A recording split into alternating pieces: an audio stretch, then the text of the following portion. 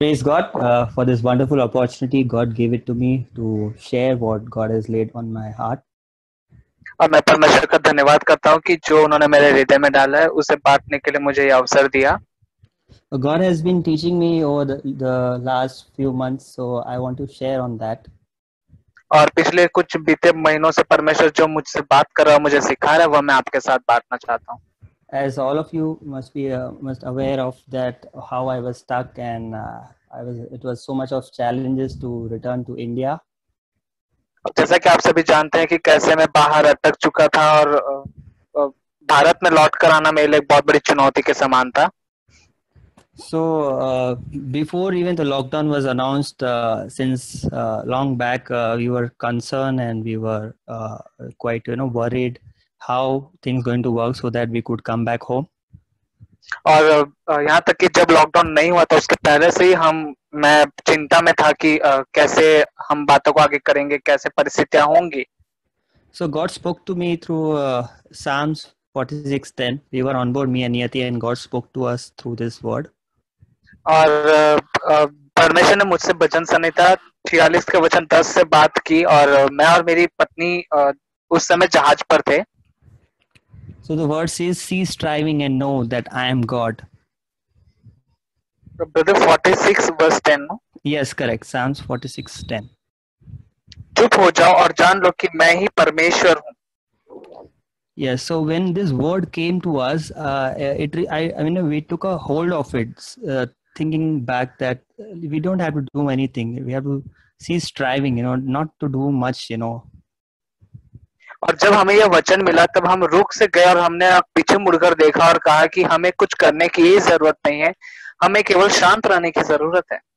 What happens sometimes when we face a lot of challenges, difficulties, trials, we try to find a solution on our own sometimes. और कई बार हमारे साथ ऐसे होता है कि जब कभी हम संकट समस्या में पड़ जाते हैं, कोई मुसीबत आन पड़ती है, हम खुद से ही उसका समाधान खोजने लगते हैं। Yeah, we think that this person may help us. There's an influential person who may help us, or probably someone whom we know, some contacts that they can help us to get out of the situation.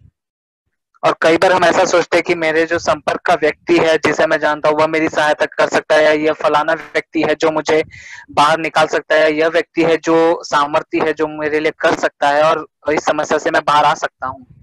So similarly, in our situation, we may would have put our trust in men, thinking that this person we know, so he could easily arrange some relief, for us to get back home. और उस समय हम अपने भरोसे को, विश्वास को मनुष्यों पर लगाते हैं और हम यह सोचते हैं कि यह मनुष्य मुझे मेरी समस्या से बाहर निकाल सकता है। But God spoke to us that cease striving. You should need to be still and know that He is the Lord. और लेकिन हम परमेश्वर यहाँ पर कह रहे हैं कि तुम्हें कुछ करने की जरूरत नहीं, तुम्हें केवल चुप रहने की जरूरत है और जान लो कि परमेश्वर मैं हूँ। So it was a test in our life whether we will hold on to His word and continue to trust in Him alone or not.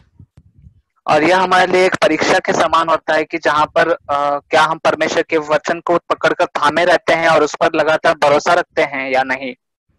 So God was teaching me to have my faith anchored in Christ. और परमेश्वर मुझे यह सिखा रहा था कि मैं अपने विश्वास को प्रभु यीशु मसीह पर ठहरा कर रखूं। And since I'm in the shipping industry, I understand, and I'll try to explain in a very simple words what it means when ship is anchored. और जैसा कि मैं जहाज पर काम करता हूँ, मेरा काम वही है, तो मैं आपको सरल भाषा में समझाना चाहता हूँ कि जो लंगर डालते हैं हम, उसे वो क्या होता है। A ship can be called completely anchored when the ship is rest assured. It can face any type of weather. और एक जहाज में जब लंगर डाला जाता है उसका यह चिन्ह होता है कि चाहे कैसा भी परिस्थिति या मौसम हो, तूफान हो, वो जहाज हिलता नहीं, वो एक ही जगह पर स्थिर खड़े रहता है। And for ship to be properly anchored, you need certain things that I will explain. और एक जहाज को थाम कर खड़े रखने के लिए उसका लंगर डालने की जरूरत, और वह उसके लिए क्या क्या सामान की आपको जरूरत होती है उसके विषय में मैं आपसे बताऊंगा।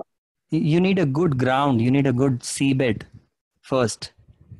सबसे पहले आपको समुद्र का ऐसा तल होना चाहिए जो बहुत ही अच्छा हो और स्थिर हो, and then you need anchor and the anchor chain. और उसके बाद आपको लंगर की जरूरत होती है और लंगर को एक चेन से बांध कर रखने की जरूरत है। So I picture this as a seabed as Christ. और मैं यहाँ पर एक चित्र जो मैं कल्पना कर रहा हूँ, वह जो शांत जो पानी है वह यीशु मसीह है। No, brother, the ground basically. Jameen, you know, the seabed, which basically a ground. और वह जो तल है वह एक जमीन के समान है जहाँ पर लंगर डाला जाएगा, वह यीशु मसीह है। Correct. And the anchor chain is the length of my faith. और जो उस लंगर को डालने के लिए जो चेन होती है, बांधी जाती है, उस चेन की लंबाई मेरे विश्वास को दर्शाता है। Yeah. So basically, if any of these elements are missing, you know, ship can drift away. और यदि इनमें से एक भी बात यदि वहां पर कमी है या कम पड़ जाती है तो आप जानते हैं आपका जहाज स्थिर खड़ा नहीं रहेगा। So faith is just like that anchor chain which reaching out to Christ in order to anchor our soul to Christ. और वैसे ही जैसे जहाज में उस लंगर को चेन से बांधकर नीचे डाला जाता है उस जमीन पर, भूमि पर, वैसे ही हम यीशु मसीह पर उस लंगर के द्वारा हमारा विश्वास जो है डाला जाता है। Yeah, and this picture of the seabed, it provides the good stability to the ship. और यह जो लंगर डाला जाता है यह एक जहाज को बहुत ही स्थिरता देता है। Yeah, the ground gives good stability to the ship. और जो जमीन है जिस पर वो जहाज और लंगर डाला जाता है वह उससे जहाज को बहुत ही स्थिरता मिलती है।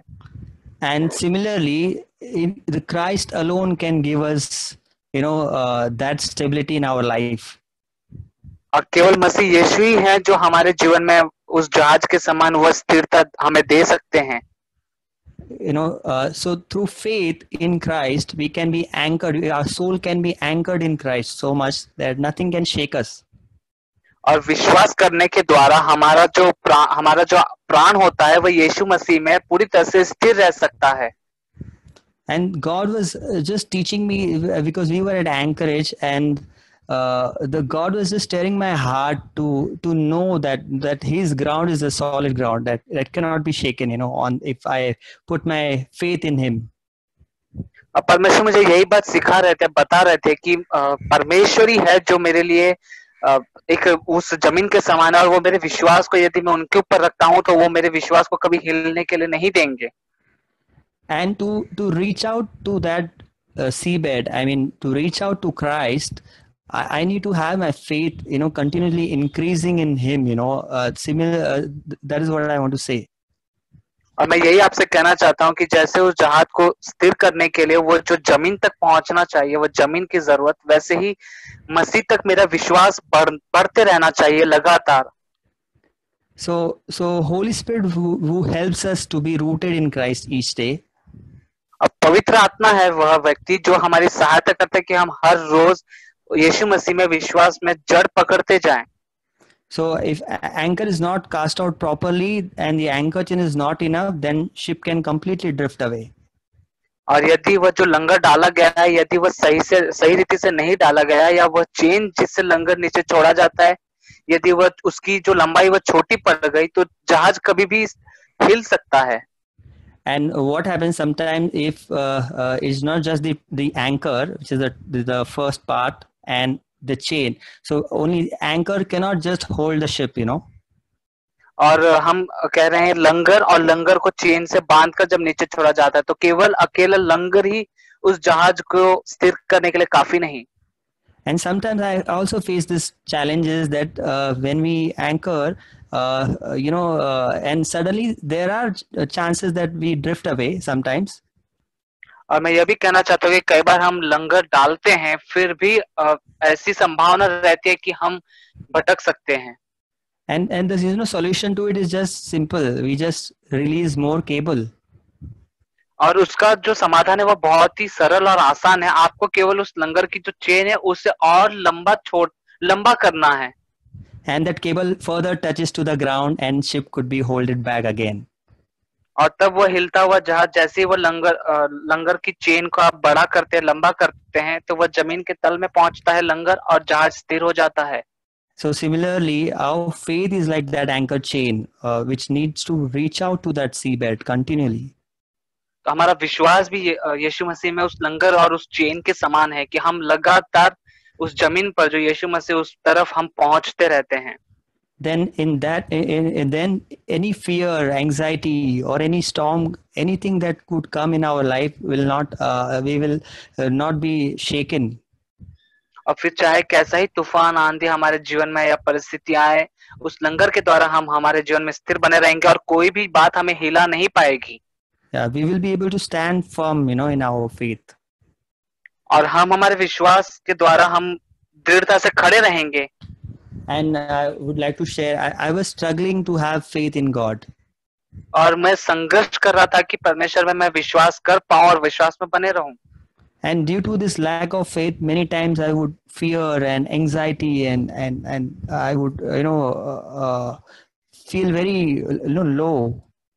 और कई बार मेरे अंदर विश्वास की कमी के कारण मैं बहुत ही चिंता करता था, भयभीत होता, डरता और बहुत ही अकेला और अपने आप को नीचा महसूस करता। And one day Holy Spirit convicted me of my sin. और एक दिन पवित्र आत्मा ने मुझे मेरे पापों का एहसास करवाया। And I immediately, when Holy Spirit convicted me, I immediately prayed and I asked God's forgiveness. और जैसे पवित्र आत्मा ने मुझे मेरे किए का एहसास करवाया, मैंने तुरंत ही परमेश्वर के सामने जाकर मन फिराकर माफी मांगी। And I just asked God, help me to overcome my unbelief. और मैंने परमेश्वर से प्रार्थना की, परमेश्वर मेरे इस अविश्वास का उपाय कीजिए। And God answered my prayers and my faith started increasing in Him. और परमेश्वर ने मेरे प्रार्थना का उत्तर दिया और मेरे विश्वास को परमेश्वर ने बढ़ाया। So many times when we go through these trials and difficulties, we question God, why this is happening in my life. और कई बार हम परीक्षा और संकट में रहते हैं, तब हम यह प्रश्न परमेश्वर से पूछते हैं कि क्यों मेरे जीवन में यह सब ऐसे होता है। And there's nothing else, we just have to completely have faith, remain in Christ alone, और हमें कुछ करने की जरूरत नहीं, केवल यही बात कि हम अपना विश्वास को यीशु मसीह पर लगा कर रखें। And in Word of God, in James chapter 1 verse 2 to 3 says, और याकूब अध्याय 1, 2 और 3 उसका ऐसे कहता है, Consider it all joy, my brethren, when you encounter various trials, knowing that the testing of your faith produces endurance. और याकूब अध्याय 1 वचन 2, हे मेरे भाइयों, जब तुम नाना प्रकार के परीक्षाओं में पड़ो, तो इसको पूरे आनंद की बात समझो। And I would like to encourage each one of us today.